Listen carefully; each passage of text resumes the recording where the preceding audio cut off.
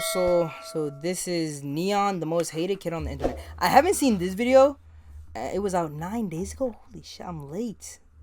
From faking his death for views back in 2019 to now getting a personal message from N3ON in 2023 after getting jumped. Neon is the king of publicity stunts. At only 18 years old, this teen has become one of the most hated content creators on the internet due to his online persona. But how did we get to this point? And why is the career path he chose now becoming a danger to not only his own safety, but also that from his family? Well, it's time to find out. Rangesh Mutama, better known as Neon, started his journey on YouTube by uploading his first video back in October of 2016. What's up guys, it's N3ON here, and today I'll be giving you guys my build. And while he was only 12 years old here, it didn't stop him from wanting to become a full-time content creator, as he consistently started uploading NBA 2K and Fortnite videos for almost 2 years. However, the problem with consistency is that it doesn't guarantee results. And after not seeing an increase in views during this time period, he faced not only the issue of being demotivated, but also found the small fanbase that he did have calling him out for having a dying channel. Bro, like y'all are really demotivating me right now, y'all. All these comments say my channel is dead, y'all. Yet, Neon didn't let this hate demotivate him, because he had a dream, and he was willing to grind endlessly for it until it became reality. His positive outlook on his situation enabled him to continue posting. But he wasn't just receiving hate from his own viewers, he also got it from other streamers. And Neon got labeled as a cloud chaser after asking another streamer if he wanted to play. Rangesh ended up uploading a statement in which he defended himself. I do not care about clout. If I cared about clout, I'll be clickbaiting my videos. If I cared about clout,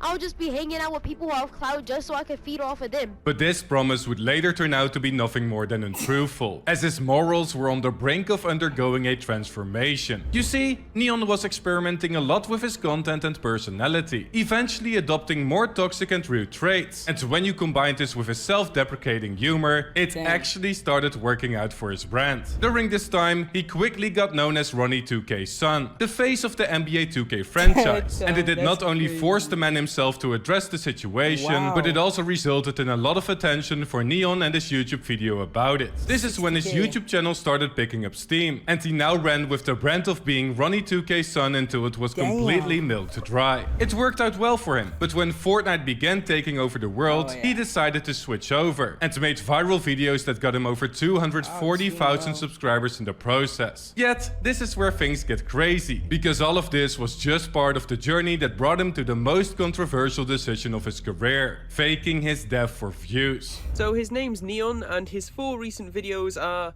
Neon is dying 1 week ago. Neon's final words 1 week ago. He's gone RIP 6 days ago. I'm alive 1 day ago. Yes, Neon decided to pull off the most outrageous publicity stunt of all time, by first faking a video where his brother explained that he was in critical condition, then decided to upload a video in which he said his final words, followed all of this up by announcing his death, and finally released the news that he suddenly got back to life again. A YouTuber named JT called him out for faking all of it, as he provided loads of evidence on how it was impossible, and it did not only catch his attention, but also that of YouTuber So1oMoe, and he had something to say about this story as well. People out here really dying, bro. I be talking to people that be suicidal. I be helping them with their life, and then you got a faking abuse. Karma gonna whoop your little.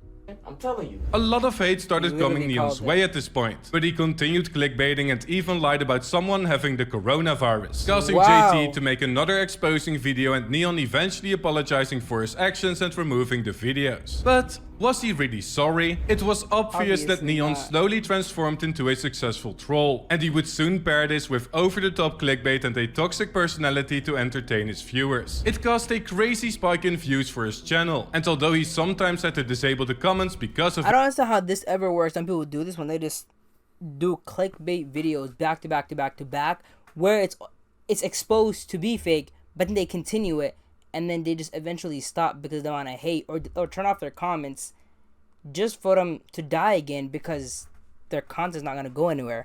I never understood that. I mean, I guess you make a lot of money while you kind of have the clout and then it just dries up eventually, so what's the point? She did start working, as his livestream would simultaneously grow as well, with thousands of viewers tuning into his Twitch every single month. At one point, he extended his reach even further by becoming a popular feature for many creators like N3ON, Mr. Top 5 and Physics, who all used him for streams and videos. And he found his biggest success with his alter ego Rich Kid, a persona where N3ON acted like a toxic rich kid on Physics' channel. However, despite his success, he would suddenly stop creating content at the end of 2021, and the reason for it would quickly reveal itself over the next couple of months. N3ON. Everyone knows him by now. He's one of the most controversial but also most popular streamers on the internet. And anyone that's inside of his circle knows that they can reap the rewards of his audience. You see, N3ON was already a valid addition to Aiden's streams back in 2020, as they actually built up a genuine connection by playing NBA 2K with each other, sitting in calls, and N3ON being a part of his shows. But during the last month of content creation before his break, he suddenly started appearing a lot more in titles of N3ON videos. He either beefed with other people in call, became the butt of the joke for his fake death videos, or helped N3ON create content. And throughout the entirety of 2022, N3ON developed himself into a household name on the N3ON YouTube channel. Hilarious blind dates, meeting Kais and Nat, and being the toxic troll he has always been. N3ON was truly finding his way in content creation. But in 2023, his influence really started taking off, as he collaborated with Nadia, did more challenges on N3ON's stream, pressed Adam22 and Lena the Plug. That was crazy. That was so crazy. The freaking Lena part and the Adam22.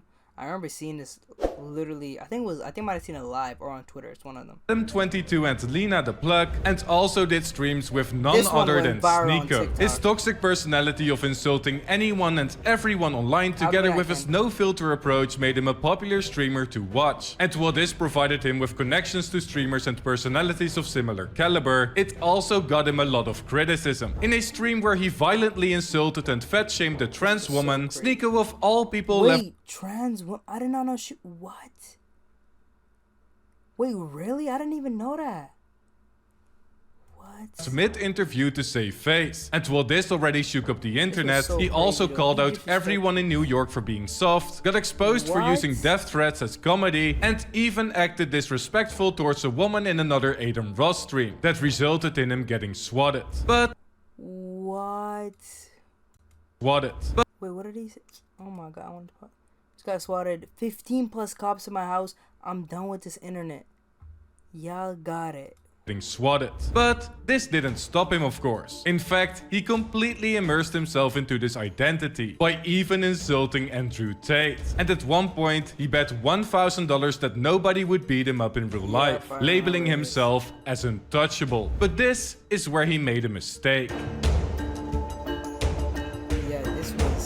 At this point, N3ON basically became a mini N3ON with anger issues, as he streamed on Kick, featured various celebrities on there, and gambled with N3ON himself. However, after his collaboration with the Island Boys on the 28th of July, a new clip of N3ON surfaced a few days later that would once again break the internet. On the 1st of August, he would post a video of himself on Twitter that showed him getting jumped by various people with masks on. They ripped his shirt, stole his shoes, took his glasses, and completely humiliated him, which resulted in the video quickly spreading across the internet and it going completely viral. Many news outlets like Drama Alert and Deserto covered the story, and in response, the internet debated if the clip was actually real or not, since N3ON already had a history of fabricating misleading content. Yet, there was one person that did believe this video was real, and that was none other than Andrew Tate, the man he once insulted. He posted a video in which he started a rant about how the internet generation is screwed, saying that they are disrespectful idiots constantly running their mouths online, eventually transitioning his speech into the situation of N3ON. Andrew briefly touched on their interaction in the past, but then turned a Twitter video of him getting jumped into a lesson, saying that if you can't fight, you should learn to be respectful to people, as karma will otherwise get you. However, he then made him an offer after feeling bad for him, giving him the opportunity to fly out to Romania for help, as he would teach him how to feel better about himself and then learn him how to actually fight. One of the most talked about people on the internet now gave N3ON the spotlight as well. And while this would be the perfect business move to jump on, N3ON chose a different path and decided to post a video on Twitter explaining that he quit.